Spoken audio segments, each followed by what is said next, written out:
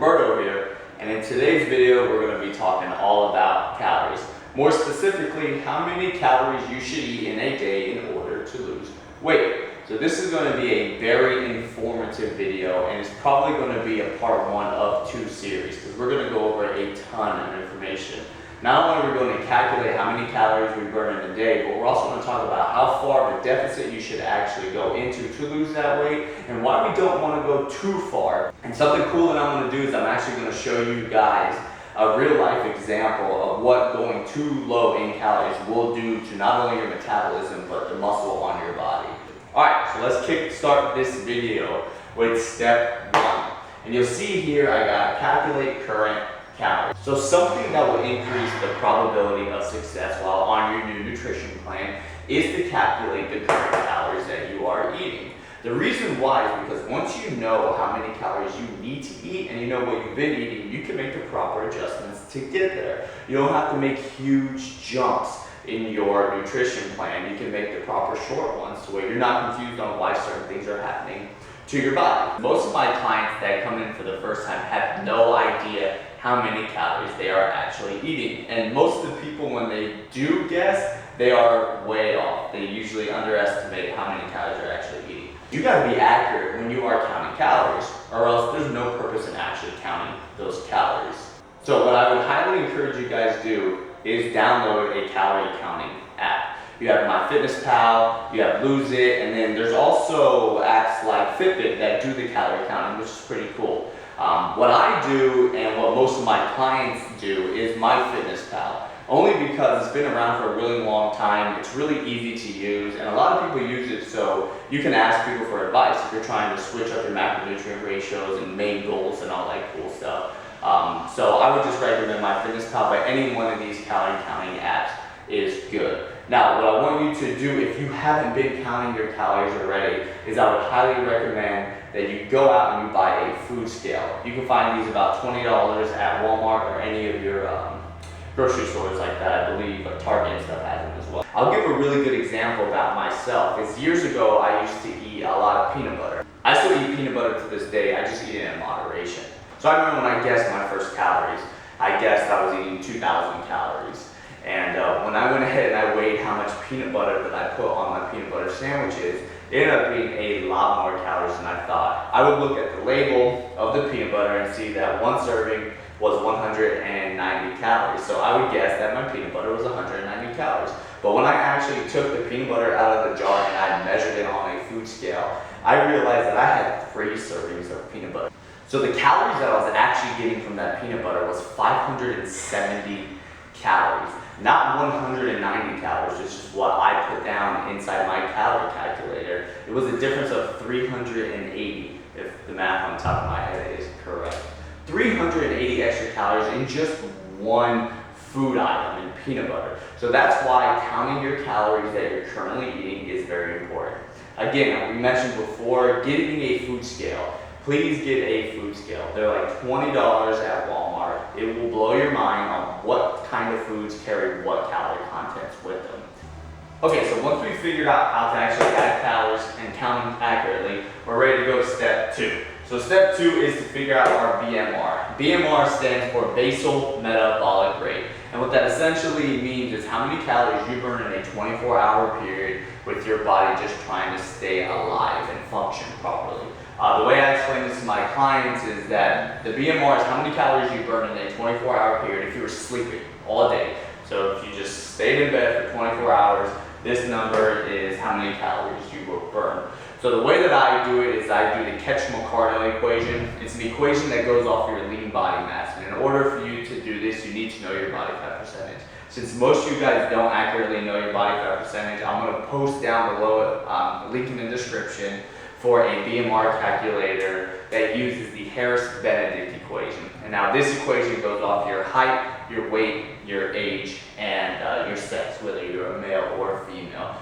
Now, step 3, and you guys see this nice star right here, that's there for a reason. Oh, by the way, this is not my handwriting. I have very bad handwriting. You guys will see later, but this is not my handwriting. This is my little sister's handwriting. So just in case you're thinking that I have dirty handwriting, it's not mine. So let's get down to step 3, which is a very important step. These are all important, but this is the one where most people tend to mess up and either over-exaggerate or under-exaggerate how many calories they are actually burning in a day. So let's get to that. So your activity level is how many calories you burn after your BMR. So that's calories you burn during your workout, when you're walking around, what your job is, if you have a high-intensity job or if you have a calmer job where you sit down all day like an office job. So this is where the activity level comes into play, and this is where most people will actually mess up, is because whenever you look at this on most websites, they will only focus on your exercise, so what you do in the gym. And that's about half of it. The other half is your non-exercise physical activity. So what your job entails. Are you a construction worker, or are you a waitress, or do you have a stay-at-home job? Alright, so let's break down some actual examples. Now, these people that I'm going to use are all made up. I'm going to make up names, I'm going to make up height, weights, and ages, and all that. And then we're going to apply it to here, and then we'll be able to go through. And hopefully one of these people that we make up, you'll be able to relate towards you. So, first things first, we're going to use Mark. Alright? I say like Mark. Why did I say that? Anyway. Alright, so in this example, we're going to use Mark. Mark is a 30-year-old construction worker who stands 5'11", 200 pounds. So if you go ahead and you put his stats into the BMR calculator that I attached below, you'll go ahead and get a BMR of 2,009 calories. Mark goes to the gym 2 days a week. So if you go over to our activity level, which is what our next step is, you have to multiply by the activity level, and you do 2 days a week of working out, you'll see that Mark's activity level is guessed at a 1.375, giving him a total daily energy expenditure of 2762.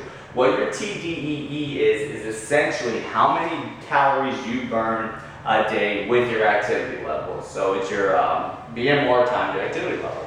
So if Mark was my client, I wouldn't go off of this, however, because I would take in consideration what he does for a living and what he does outside of the gym.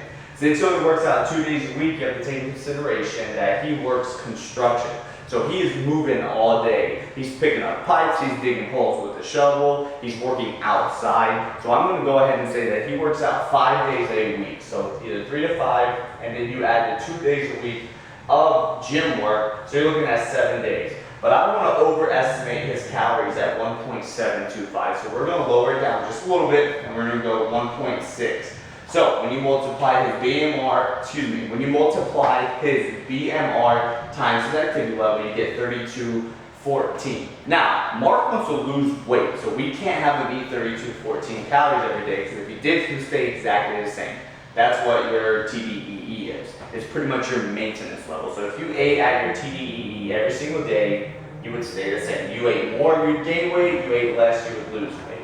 So a general rule of thumb that a lot of people do is they just subtract 500 calories from this number here, which is good. And to be honest, anything that is less than this number, you're going to lose weight. But what I like to do is I like to start people off with a 20% reduction. So when we multiply 3214 by 20%, we get 642 calories. When we subtract that from his TDEE, we come out with 2,571 calories. So Mark would eat 2,571 calories. He would try his hardest to be consistent with that, and then in a couple of weeks we would weigh in, we would measure, we would do all that good stuff to see if these calories are working for him. If he's losing too much weight, we're going to up the calories just a little bit, and if he's not losing enough weight, we lower the calories a little bit. It's that simple, as long as he's staying strict to his calories. Alright guys, now in this example we're going to use Stacy. Stacy is a 25-year-old, 5'7", 126-pound female who has an office job. She sits down at a desk at her computer all day long. So if we go ahead and we put in Stacy's stats into the BMR calculator that I have attached below, you'll go ahead and you'll get a BMR of 1,400 calories. That is in the wrong place.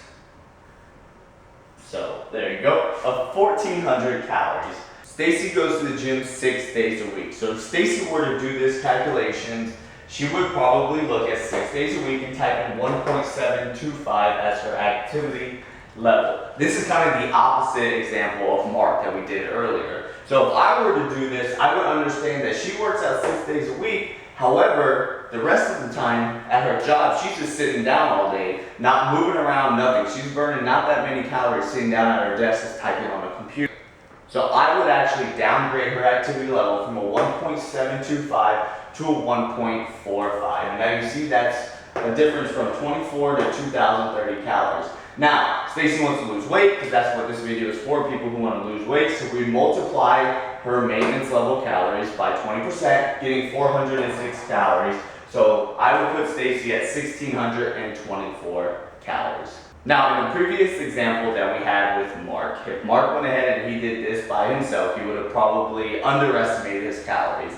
In the grand scheme of things, that's not as big of a deal as if Stacy were to go through here and she guessed her calories and she guessed the activity level of 1.725. Because if we go ahead and we do 20% of 2415, that's probably going to be around 400 calories. And it's going to drop it down to what her maintenance level actually is. So Stacy will lose no weight if she guessed that her activity level was 1.725, which would upset Stacy and she wouldn't diet anymore and it would throw her off. Alright, so now in this example, we have Beatrice. Beatrice is a 60-year-old, 212-pound waitress that stands 5'5". If you put Beatrice stats inside the BMR calculator, you get a BMR of 1,600 calories. Now, Beatrice goes to the gym 4 days a week, and keep in mind she is a waitress at Golden Corral. Anyways, she's a waitress and she's running around all the time. Alright, so Beatrice's activity level at 4 days a week is going to be a 1.55. We're going to keep it there because I agree with that. 4 days a week that she works out and she's also pretty active being a waitress. She's walking back and forth. So we're going to go ahead and just stick here. 1.55, that gives her maintenance level, her TDEE at 2480. Multiply that by 20%, you get 496. We subtract 496 from 2480, gives her a 1984 calories to lose. Now I know what a lot of you guys are saying. She's 60 years old and you're telling me that she needs to eat 1,900 calories to lose, almost 2,000 calories to lose weight? Yes. When it comes to calories, the main factor that we're looking at is weight. How much weight does your body have to maintain? She's 212 pounds. That's what your body's concerned about, is maintaining that much weight. Plus she's highly active, so she's burning a lot of calories. I understand she's 60 years old, but still, that doesn't slow down your metabolism that much. It does slow it down, which will slow down your BMR, but it doesn't slow down the rest of this. It doesn't slow down the weight or the activity level. Alright, so this next part is pretty cool. We're no longer going to use these made-up examples. We're actually going to use me. And I dropped from 245 to 185, and I'm going to show you each one of my milestones and what I did and what my calories are at. And I'm also throwing in a twist, which is pretty cool. This took me a long time to do, and it was very, very hard. So I'm going to go ahead and show you that now. Alright guys, so here is my actual progress chart from when I dropped from 245 pounds to 185 pounds. All these numbers here are about as accurate as you can get without going to a doctor. Alright, so first thing you see up here is weight, body fat percentage, lean body mass, BMR, activity level, calories, which is your maintenance levels, TDEE, the calories I should have eaten to drop weight, and then the calories I actually ate to drop the weight. Again, like I said before, these are all very accurate. I documented everything that I did during this experiment here, and here are the numbers and the results, which is very cool. Like I said before, you will be able to see in this example here why you shouldn't go so low in calories. So let's start off with the first one. 245 pounds at 23% body fat. Real quick, the way I came up with my body fat percentages is from using a skin caliper. And I've had years of trial and error with the skin calipers to go ahead and figure out what body fat percentages are. Typically these aren't that accurate. However, if you have somebody who is trained with doing the body fat calipers, then they can get pretty accurate. So we start off at 245, 23% body fat, 188.65 lean body mass. This number probably is incorrect, and I'll tell you why. About 2 weeks before I hit 245 pounds, I went on an extreme binge. And I'm assuming that this number isn't accurate. I'm assuming that I had probably about 10 pounds of extra weight on my body because of how much I ate and how much of this was actually water weight. So the first thing I want to go over here is actually my activity level. So you see when I started at 1.5, and then we stayed pretty consistent all the way down until we get to 185.